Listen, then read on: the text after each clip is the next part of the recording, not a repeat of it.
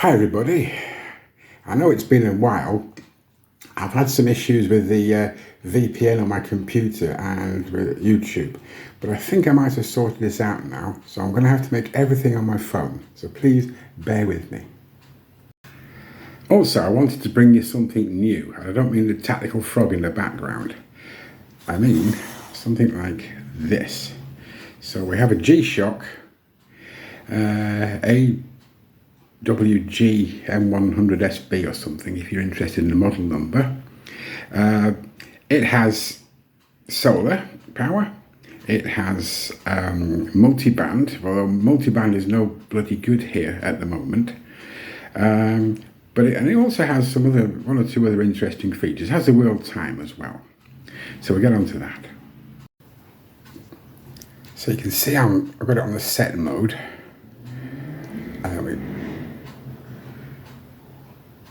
Okay, that's all right.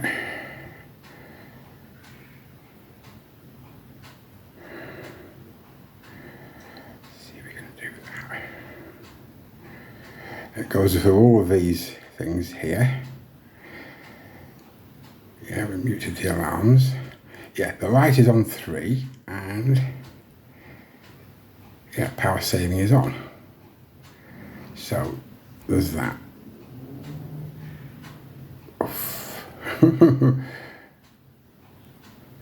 Let's find a pusher. There's a pusher.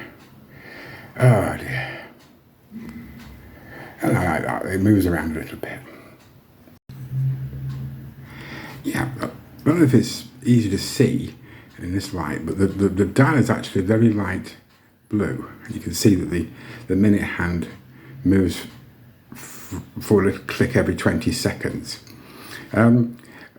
I won't show you all the caliper thing with the dimensions, but it's basically about 42 millimeters across inside those chunks on the 3 and 9 position. The dial is only 30 millimeters, which is a bit much, and it's 15 millimeters thick, so it's quite a chunky boy really. Let's see that one more time with the minute hand. And yeah, I'm going to compare it with another G-Shock. Anyway, there he goes. As I threatened, I'm going to compare the AWG 100M, whatever it is, with the first sort of Anadigi G-Shock I bought, which is this GST B200. It might be a bit unfair because the GST cost quite a lot more than the AWG, or whatever it is, on the right. But they've got some fairly similar specs. They both have solar power, which is, for me, is a must. They both have world time, which you can go through the settings and, and scroll through and do that. But they also both have multi-band 6, which, as I say, at the moment is no good here. And of course, the GST has a Bluetooth app, which is totally bloody useless here at the moment. So you never know, one day perhaps. And there are a couple of other things worth bearing in mind. You can see in the GST that it's got a rather large negative display at the top. So that's not a problem where negative displays go. It's quite easy to read. And I will demonstrate the light again in a little while. You can see at the 6 o'clock, they've got the multi-function indicator, and this at the moment is showing the capacitor charge, which is just under half, but that's okay. Just got it in setting mode there, and as you can see, it's got Jetta time because this is was kind of connected to an app. It doesn't allow Moscow, which the other thing does, and I'll show you that maybe. So yeah, so you can, as I say, move that away to 10 past 2, so you can see the whole display, and you've got usual gubbins. That's a daylight saving time off because we don't have it in Russia anymore, not for about 11 years now. Yeah, then you've got your seconds, which you can set, hour, and so on. And I won't go through them. Well, I won't go through some of them. This one's nice though because it has, you can do a civilized calendar on it. It will do you the date and the month. The other thing just does American, unfortunately, but there you go, you can't do everything. So that's that, and yeah, 24 hours, always 20 hours or any other time. So you got that year, date and month. In English, well, you can do it in some other languages.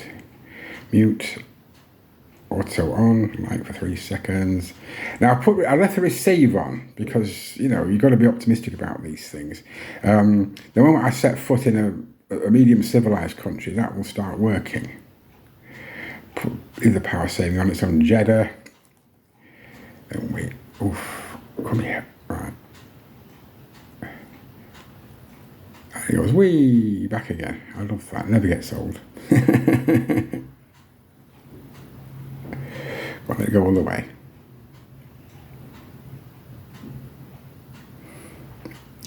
Oh, just that, you know, I mean, for the money, it's great entertainment for a boy my age. There you go. So there it is on Moscow time. DST is off. And you just scroll through it pretty much like you do with the GST. I'm going to try this one-handed. Yeah. Sorry. Come here. There we go. I'm going to practice it. So 24-hour, of course. So I don't use the digital display for 24 hours. So you can keep pressing it and pressing it and pressing it. So the cows come home. You mute, yes, and then it does that itself as well. So press it back to. I should have 3 hands really to do all this, and then it'll just go back to about 12ish, which is where it was. Okay, I'm going to do one more comparison, which is to do with the backlight. I hope you'll find this interesting. As for the Lume, the Neobrite goes quite well. The GST is on the left, I think. Let's just check. Yes, it is. And the AWG is on the right. Okay, that's that. Yeah, let's do this with it. There we go. Oh, look at that. It's Friday. We know it's Friday. So that just goes for 1, 2, 3. Have I? Yeah, 3 seconds. There we go. Lovely. But the AWG is quite sensitive, or not sensitive enough, because as you can see, we've got quite a bit of light here, and it still comes on. So I don't need to go into the bathroom for that one. One more time. Eee, oh my God. Anyway, there's that. Yeah, as you can see with the night lights or the backlights, whatever you want to call them, yeah, the GST's really got it over the AWG. But bear in mind, as I say, that the smaller one costs probably less than a quarter of the money that the big G Steel did. I would say that the light on this AWG is not really, it just turns itself on for fun, even when the light conditions are acceptable. This thing is a bit more, you know, judicious about how it and when it decides to flick itself on for that quite spectacular 3-second display.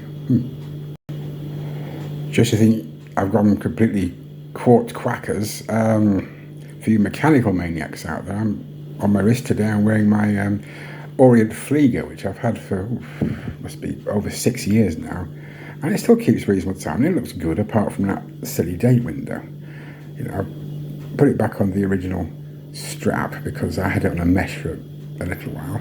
But yeah, it just sweeps not too badly. It's 6 ticks per second, but I won't want to go on about that. Here's a wrist shot of the particular G-Shock in question. There goes the Mintant again. Yeah, it's pretty. The strap's pretty basic, but it's comfortable. This would fit a much smaller wrist than mine. So Casio do quite a good job with strap adjustments on that. If I have any gripes about this, I would say that again the dial is a little bit too small. The displays are all completely legible, and I'm happy with that. But as I say, we compared it with the GST here. If we can get them both in the same shot, yeah, that's just perspective that makes the smaller G-Shock look a bit bigger. Yeah, they both do quite well from the loom point of view on the hands, but the GST's got it all over the AWG. But I still like this, and I got a good price for it at a shop here in Moscow, so I'm well pleased with that. Well, I hope I didn't ramble on too much for you, but it's been a while. I'm out of practice.